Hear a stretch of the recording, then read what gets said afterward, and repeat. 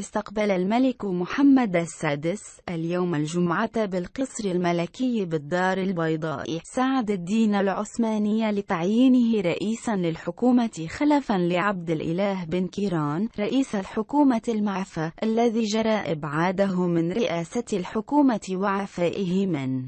تشكيلها ببلاغ للديوان الملكي بعد تعثره لأزيد من 5 أشهر عن إخراجها إلى حيز الوجود. مصدر قيادي من داخل حزب العدالة والتنمية أنه تمت المناداة على سعد الدين العثماني وتوجه إلى القصر الملكي مسجلا أنه سيتم استقباله من لدن الملك محمد السادس لتكليفه بتشكيل الحكومة ذو الكلف بعد إعفاء الأمين العام للحزب من هذه المهمة.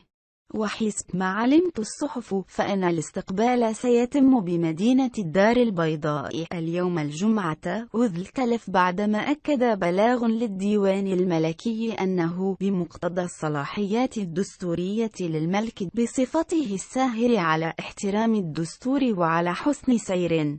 المؤسسات والمؤتمن على المصالح العليا للوطن والمواطنين وحرصا منه على تجاوز وضعية الجمود الحالية فقد قرر أن يعين كرئيس حكومة جديد شخصية سياسية أخرى من حزب العدالة والتنمية. ولفت الديوان الملكي إلى أن الملك محمد السادس فضل أن يتخذ هذا القرار السامي من ضمن كل الاختيارات المتاحة التي يمنحها له نص وروح الدستور تجسيدا لإرادته الصادقة وحرصه الدائم على توطيد الاختيار الديمقراطي وصيانة المكاسب التي حققتها بلادنا في هذا المجال قبل أن يؤكد أن الملك سيستقبل في القريب العاجل هذه الشخصية وسيكلفها بتشكيل